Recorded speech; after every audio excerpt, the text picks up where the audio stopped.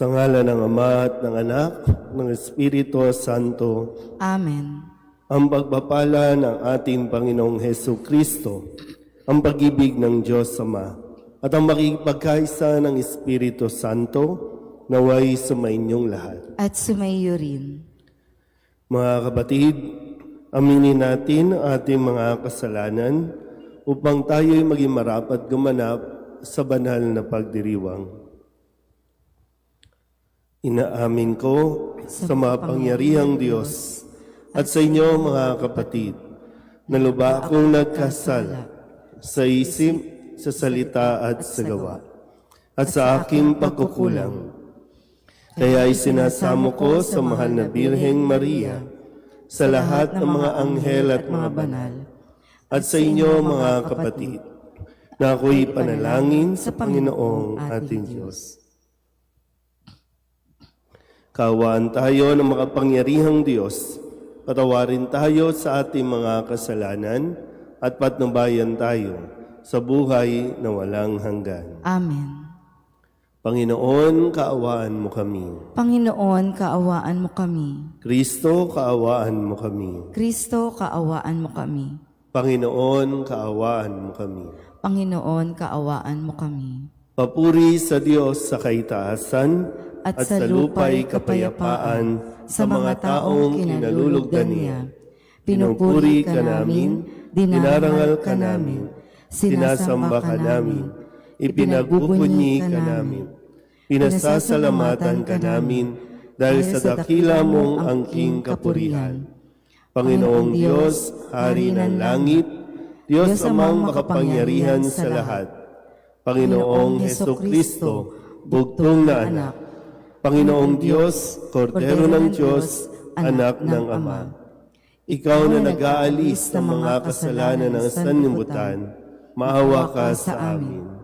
Ikaw na nag-aalis ng mga kasalanan ng sanlibutan, tanggapin mo ang aming kahilingan. Ikaw na naluluklok sa kanan ng Ama, maawa ka sa amin. Sapagkat ikaw lamang ang banal, ikaw lamang ang Panginoon, ikaw lamang, O Heso Kristo, ang kataas-taasan, kasama ng Espiritu Santo, sa kadakilaan ng Diyos Ama. Amen. Manalangin tayo. Ama naming makapangyarihan, sa pagganap sa Pasko ng pagkabuhay, ikaw ay nakikipagtipan sa sangkatauhan. Ipagkaloob mong aming maisakatuparan ang pananampalatayang aming ipinagdiriwang sa pamamagitan ni Heso Kristo, kasama ng Espiritu Santo, magpasawalang hanggan. Amen.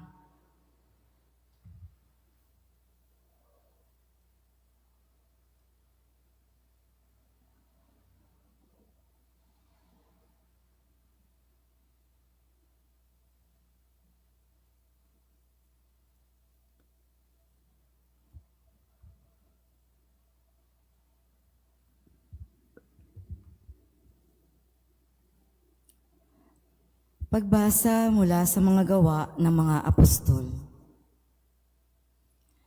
Noong mga araw na iyon, nagsasalita pa sina Pedro at Juan tungkol sa kanilang pinagaling.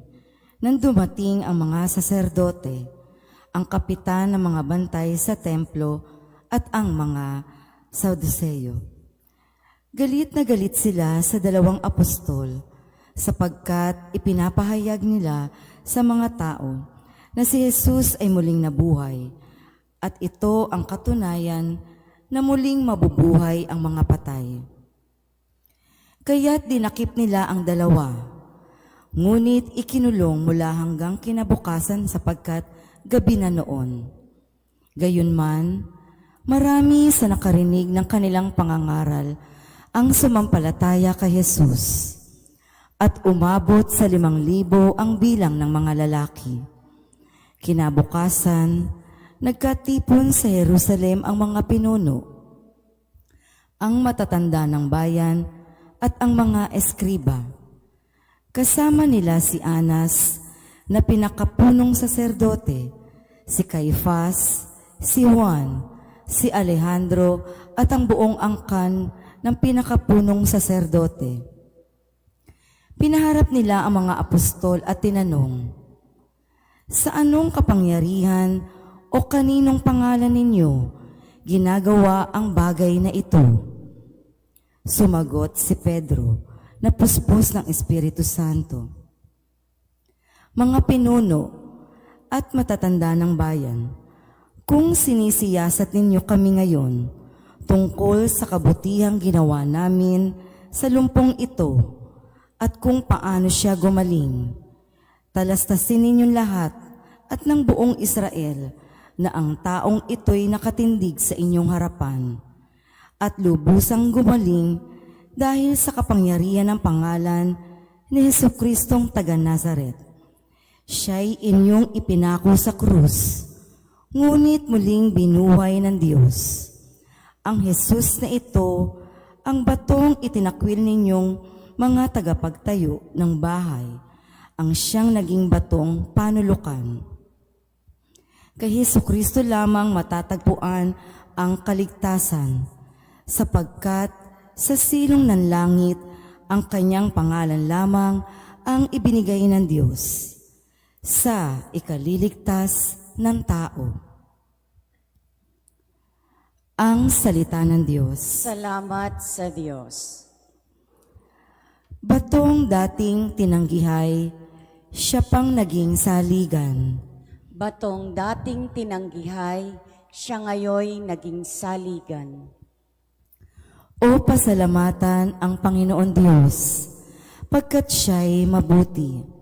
Ang kanyang pag-ibig ay napakatatag at mananatili. Ang taga-Israel, bayaang sabihit kanilang ihayag. Ang pag-ibig ng Diyos ay hindi kukupas. Lahat ng may takot sa Panginoon Diyos, dapat magpahayag ang pag-ibig niya'y hindi magwawakas. Batong dating tinanggihay, siya pang naging saligan. Ang batong natakwil ng nangagtatayo ng tirahang bahay. Sa lahat ng bato'y higit na mahusay. Ang lahat ng ito ang nagpamalas ay ang Panginoon Diyos. Kung iyong mamasdan ay kalugod-lugod o kahanga-hanga, ang araw na itong ating Diyos ang nagbigay, tayo ay magalak, ating ipagdiwang. Batong dating tinanggihay, siya pang naging saligan. Kami ay iligtas, tubusin mo, Poon. Kami ay iligtas at pagtagumpayin sa layunit hanggat. Ang pumaparito sa ngalan ng Poon ay pagpapalain, magmula sa templo, mga pagpapalay kanyang tatanggapin, ang Poon at ang Diyos. Batong dating tinanggihay, siya pang naging saligan.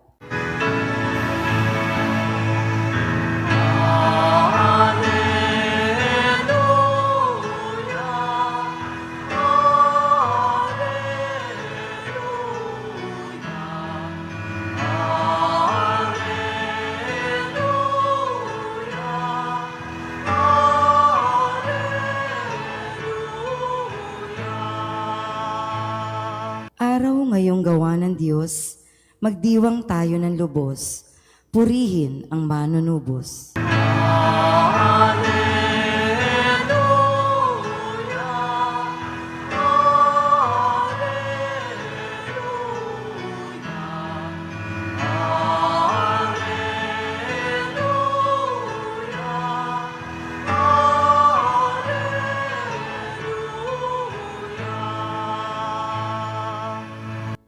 Sumainyo ang Panginoon. At sumaiyo rin. Ang mabuting balita ng Panginoon ayon kay San Juan. Papuri sa iyo, Panginoon.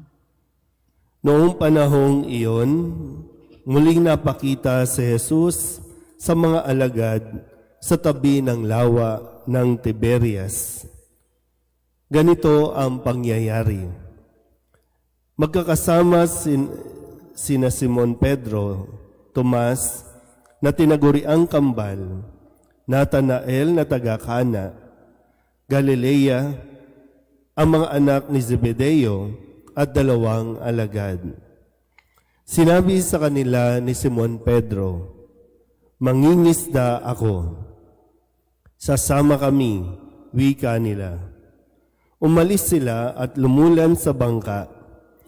Subalit walang nahuli ng gabing iyon. Nang magbubukang liwayway na, tumayo si Jesus sa pampang. Subalit hindi siya nakilala ng mga alagad. Sinabi niya, "Mga anak, mayroon ba kayong huli?" "Wala po," tugon nila.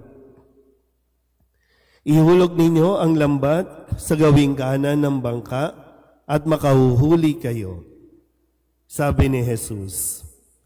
Inihulog nga nila ang lambat at hindi nila ito mahila sa dami ng huli. Sinabi kay Pedro ng alagad na minamahal ni Jesus, "Ang Panginoon iyon." Na marinig ito ni Simon Pedro, siya'y nagsuot ng damit sapagkat ubad siya at tumalon sa tubig. Ang kasama niyang mga alagad ay sumapit sa pampang, sakay ng munting bangka, hila-hila ang lambat na puno ng isda. Hindi sila gaanong kalayuan sa pampang, mga 90 metro lamang. Pag-ahon nila sa pampang, ay nakakita sila roon ng mga baga na may isdang nakaihaw at ilang tinapay. "Magdala kayo rito ng ilang isdang nahuli ninyo," sabi ni Jesus. Kaya't sumampa sa bangka si Simon Pedro at tinila sa pampang ang lambat na puno ng malalaking isda, 153 lahat. Hindi napunit ang lambat kahit gaano karami ang isda. "Halika kayo at mag-almusal tayo," sabi ni Jesus. Isa man sa mga alagad ay walang nangahas magtanong sa kanya kung sino siya, sapagkat alam nila na siya ang Panginoon. Lumapit si Jesus, kinuha ang tinapay at ibinigay sa kanila. Gayon din ang isda. Ito ang ikatlong pagpapakita ni Jesus sa mga alagad pagkatapos na siya'y muling mabuhay.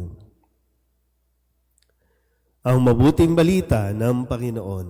Pinupuri ka namin, Panginoong Hesukristo. Isang magandang umaga po sa inyong lahat. Magandang umaga po. Ngayon po ay Biyernes sa 8 araw na pagdiriwang ng Pasko ng Pagkabuhay. Sabi po ng mga lingwahe ngayon, kung gusto mong sumakses sa buhay, matuto tayong sumunod kay Jesus. Sa karanasan ni na Pedro at ng kanyang mga kasama, ng mga alagad, gaya ng dati, nung una silang tinawag ni Jesus. Naalala niyo pa po ba yung kwento? Nang sila po ay unang makita ni Jesus, ang sabi rin nila, wala silang huli magdamag. Kahit gaano sila kagaling, kahit gaano sila ka-eksperto pagdating sa dagat, wala silang nahuli kahit isa. Pero nung sinabi ni Jesus, matapos na sila po ay makinig kay Jesus, di ba, habang nagliligpit na sila noon, ang sinabi ay ihulog niyo ulit at doon ay nakahuli sila na halos lumubog ang kanilang bangka. Yun yung unang tagpo ni Jesus kina Pedro at sa iba pang mga alagad. At ngayon, sa muling pagkabuhay ni Jesus, sabi nga po, ito ang ikatlong beses na pagpapakita ni Jesus sa kanila. Pero dahil hindi pa rin nagsisink in sa kanilang isipan ang kanyang pagkabuhay, kaya sabi dito, umaalis si Pedro at siya ay mangingisda. At sumama yung ilang mga alagad. Babalikan ko ulit. Ang sabi ni Jesus kay Pedro, nung una siyang makita, gagawin kitang mangingisda o o mamamalakaya, hindi na ng isda, kundi ng mga tao. Ngayon, gustong magbalik ni Pedro sa kanyang pangingisda. Kaya po, hindi siya sumakses kahit magdamag na silang nanlalambat. Pero, nang sundin nila si Jesus, bagamat hindi pa nila nakakilala, ihulog ninyo sa gawing kanan. Doon na sumakses ang kanilang pangingisda. So maganda rin po na mapaalalahanan tayo kung sakali po na dumaan tayo sa proseso ng 40 araw na paghahanda, may mga pag-aayuno, may mga ginawa tayong sakripisyo, magandang pagnilayan kung pagkatapos ba nito muling nabuhay si Jesus, bumalik ba tayo sa dati? O nakita natin na kaya naman palang madisiplina. Kasi di ba minsan, yung paanyaya sa atin, bawas ng sigarilyo, bawas ng yosi, bawas ng panonood, bawas ng ganito, sa 40 araw. Kaya nga may fasting. Nagawa mo naman. Pero ngayon, Pasko ng pagkabuhay, para bang okay na, tapos na. Bakit hindi mo pa ituloy yung pagbabago unti-unti? So kung gusto mo talagang sumakses, sundin mo si Jesus. Amen?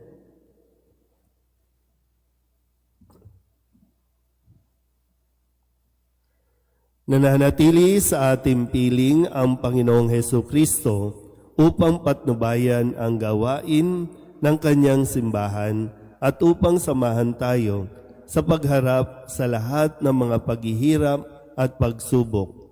Tumawag tayo sa Kanya ng may ganap na tiwala at sabihin natin, Panginoon, dinggin mo ang aming panalangin. Panginoon, dinggin mo ang aming panalangin. Ang buong simbahan naway pagpanibaguhin ng biyaya ng Pasko ng muling pagkabuhay. Manalangin tayo sa Panginoon. Panginoon, dinggin mo ang aming panalangin. Sa lahat ng tao sa mundo, naway maibigay ang kapayapaang ibinigay ng Panginoong muling nabuhay sa kanyang mga apostol. Manalangin tayo sa Panginoon. Panginoon, dinggin mo ang aming panalangin. Ang mga nangangailangan, naway tulungan natin at bigyan sila na makapapawi ng pagkagutom ng kanilang katawan at kaluluwa. Manalangin tayo sa Panginoon. Panginoon, dinggin mo ang aming panalangin. Ang mga may sakit at may kapansanan, naway makatanggap ng ginhawa at pag-asa mula sa mga tumutulong sa kanila. Manalangin tayo sa Panginoon. Panginoon, dinggin mo ang aming panalangin. Ang mga naunang lumisan sa mundong ito, naway tanggapin sa dalampasigan na walang hanggan.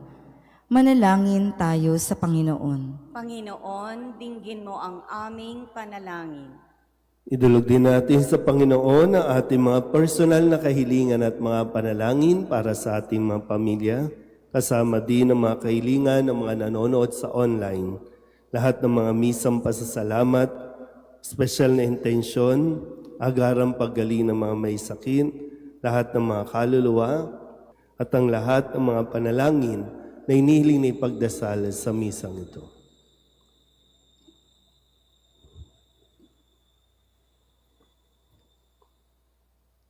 Ang lahat ng ito inihiling namin sa ngalan ni Kristong aming Panginoon. Amen.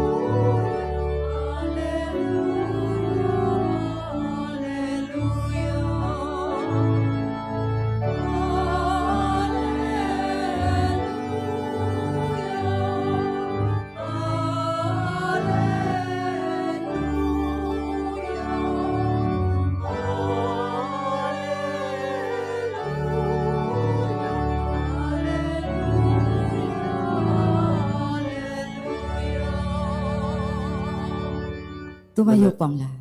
Manalangin kayo mga kapatid upang paghahain natin ay kalugdan ng Diyos Amang makapangyarihan. Tanggapin nawa ng Panginoon itong paghahain sa iyong mga kamay, sa kapurihan niya at karangalan sa ating kapakinabangan at sa buong sambayanan niyang banal. Ama naming mapagmahal, lubusin mo ang ginaganap na pagpapalitan ng mga kaloob mo at ng aming mga alay upang ang aming mga kinahihiligang bagay ay mapalitan ng pagnanais sa iyong mga bigay sa pamamagitan ni Jesucristo kasama ng Espiritu Santo magpasawalang hanggan. Amen. Sumainyo ang Panginoon. At sumayo rin. Itaas sa Diyos ang inyong puso at diwa. Itinaas na namin sa Panginoon. Pasalamatan natin ang Panginoong ating Diyos. Marapat na siya ay pasalamatan. Ama naming makapangyarihan, tunay nga marapat na ikaw ay aming pasalamatan, lalo ngayong ipinagdiriwang ang paghahain ng Mesiyas, ang maamong tupa na tumubos sa aming lahat. Ang iyong anak na minamahal ay naghain ng sarili niyang buhay. Siya ang tupang maamong umako sa kaparusahan upang mapatawad ang kasalanan ng sanlibutan. Sa pagkamatay niya sa banal na krus, ang kamatayan namin ay kanyang nilupig. Sa pagkabuhay niya bilang manunubos, pag-asa at pagkabuhay ay aming nakamit.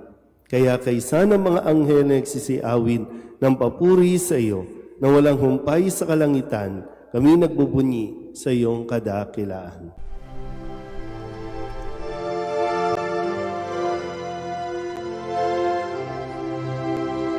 Santo, Santo, Santo, Panginoong Diyos makapangyarihan, napupuno ang langit at lupa ng kalwalhatian mo. Hosana sa kaitaasan, pinagpalang na paririto sa ngalan ng Panginoon. Hosana sa kaitaasan.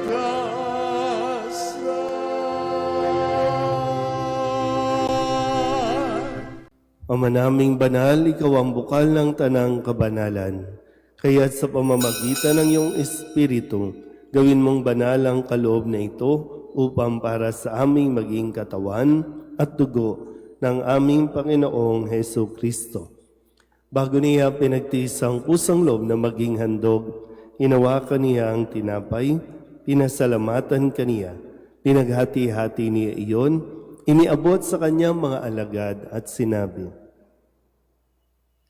"Tanggapin ninyong lahat ito at kanin, ito ang aking katawan na iahandog para sa inyo."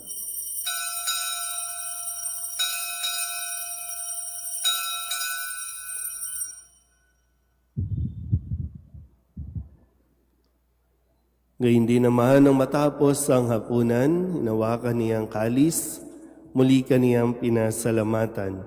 Iniabot niya ang kalis sa kanyang mga alagad at sinabi,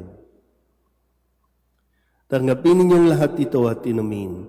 Ito ang kalis ng aking dugo, ng bago at walang hanggang tipan. Ang aking dugo na ibubuhos para sa inyo at para sa lahat, sa ikapagpapatawad ng mga kasalanan. Gawin ninyo ito sa pag-alaala sa akin."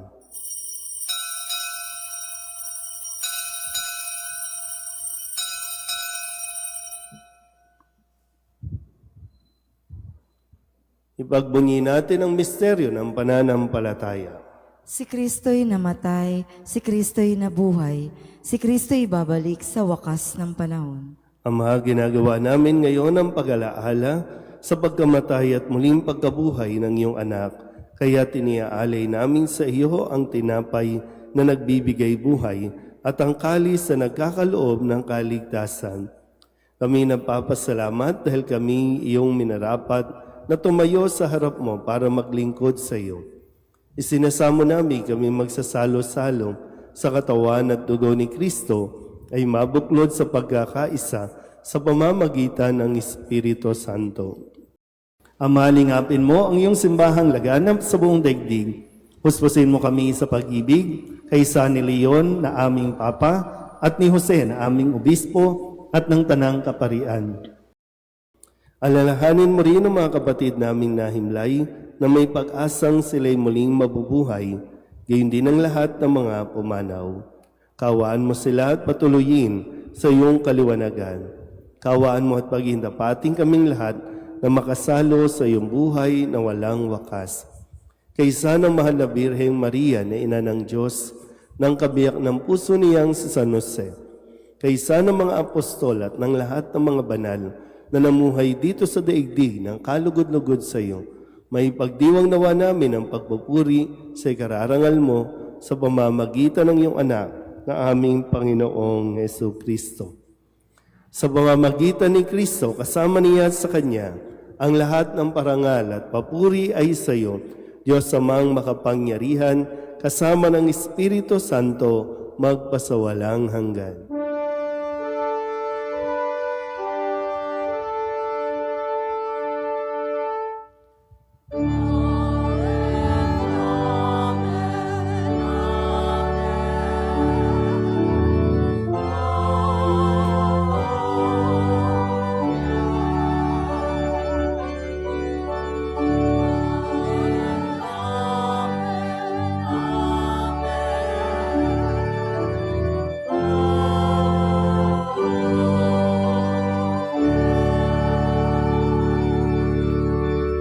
Sa tagabili ng mga nakagagaling na utos at turo ni Jesus na Panginoon natin at Diyos, ipahayag natin ang lakas loob.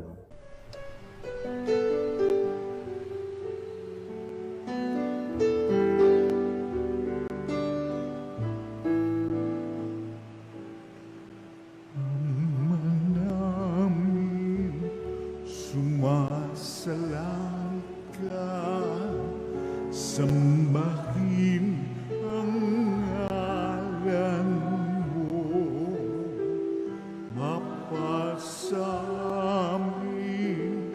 ang kaharian mo, sundin ang loob mo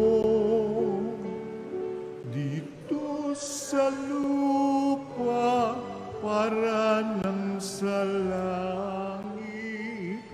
Bigyan mo po kami ngayon ng aming kakanin sa araw-araw at patawarin mo kami